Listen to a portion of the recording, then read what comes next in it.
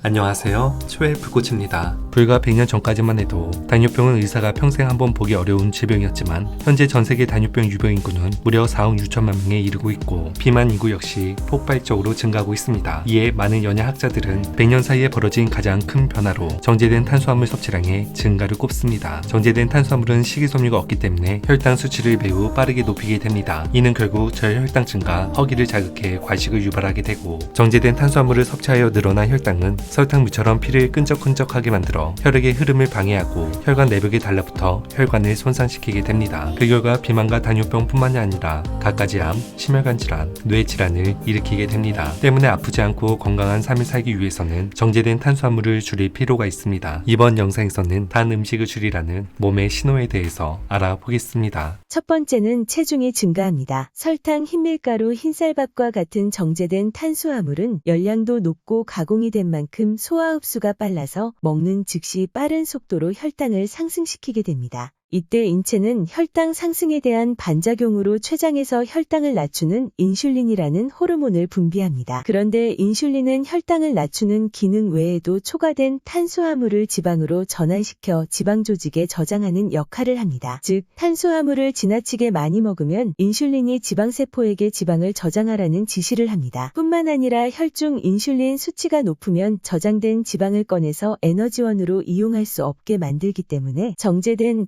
탄수화물을 지속적으로 과다하게 섭취할 경우 지방의 축적으로 체중이 증가할 뿐만 아니라 비만이 지속되게 하기 때문에 체중이 증가한 경우에는 운동보다도 정제된 탄수화물 섭취량을 제한하는 것이 매우 중요합니다. 두 번째는 면역력이 저하되어 자주 아픈 증상이 나타납니다. 정제된 탄수화물은 면역력 도둑이라고도 불립니다. 면역세포 백혈구는 혈관을 타고 온몸을 구석구석 돌아다니면서 혈액과 조직에서 이물질을 잡아먹거나 항체를 형성해 감염으로부터 신체를 보호하는 역할을 합니다. 하지만 당분을 과다 섭취하면 바이러스들에게 먹을거리를 풍부하게 제공하고 백혈구의 세균 파괴 능력을 떨어뜨립니다. 실제로 연구에 따르면 설탕 100g 섭취 시에 백혈구의 반응성을 40%로 감소시키며 면역체계가 최대 4-5시간 동안 비활성화되는 것으로 나타났습니다. 이로 인해 우리 몸은 감기나 독감뿐 아니라 암과 같은 큰 질병에도 취약해집니다. 세 번째는 기억력이 저하됩니다. 신경학 저널에 발표된 연구에 따르면 혈액 속에 당이 많은 사람들은 기억력에 문제가 발생할 수 있는 것으로 나타났습니다. 연구진은 건강한 성인 141명을 대상으로 단기와 장기 혈당을 측정하고 기억력 테스트를 실시한 결과 혈당이 낮은 그룹이 높은 그룹에 비해 기억력 테스트 성적이 우수한 것으로 나타났고 이와 함께 혈당 수치 상위 그룹은 하위 그룹에 비해 해마의 크기가 작은 것으로 밝혀졌습니다. 해마의 크기가 줄어들면 치매 발생 위험이 높을 수 있다는 연구 결과 역시 있으므로 기억력이 예전 같지 않다면 단 음식을 확 줄여보시는 것도 도움이 될 수 있습니다. 네 번째는 평소 충치가 많은 편이라면 정제된 탄수화물을 너무 많이 먹고 있다는 증거일 수 있습니다. 충치는 혈당이 잘 조절되지 않는 당뇨병 환자에서 흔하게 발생하는데 고혈당으로 치매 당도가 높아지게 되면 입안에 미생물이 번식하여 입냄새는 물론 충치와 치아 상실로도 이어지는 치주질환까지 유발할 수 있습니다. 다섯 번째는 자주 우울하거나 불안한 증상이 나타납니다. 단 음식을 먹을 때 뇌에서는 세로토닌이라는 신경 전달 물질이 활발하게 분비됩니다. 이로 인해 기분이 좋아지는 느낌을 받지만 금방 세로토닌이 부족해져서 불안이나 우울감이 강화되는 경향이 있습니다.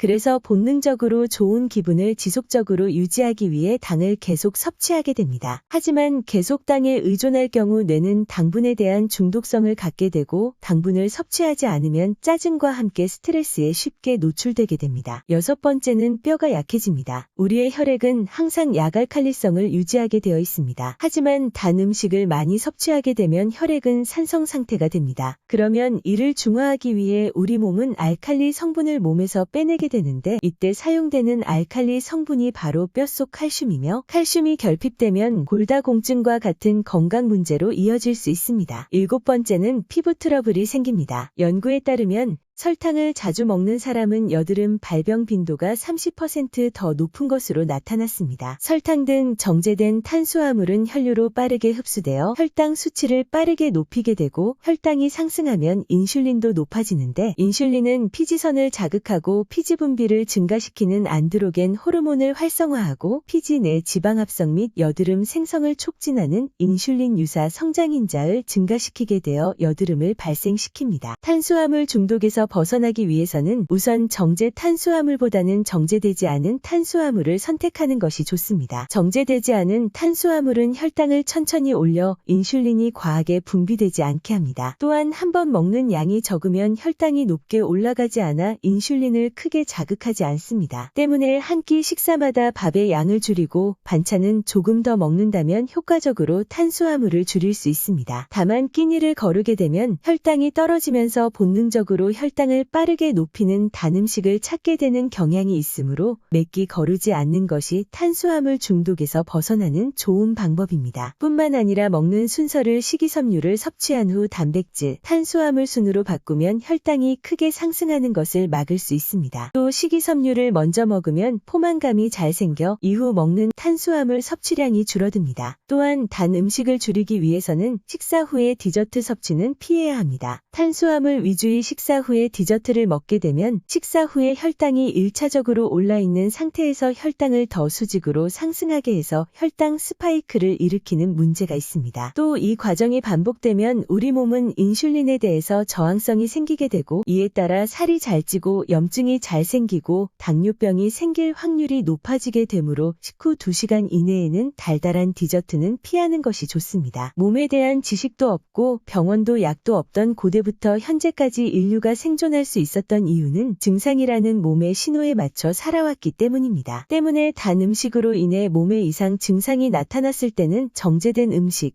즉 죽은 음식을 끊을 필요가 있습니다. 이번 영상이 도움이 되셨길 바라며 오늘도 함께 해주셔서 감사합니다. 건강의 차이가 곧 인생의 차이다. 시청해주셔서 감사합니다. 행복한 하루 되시길 바랍니다.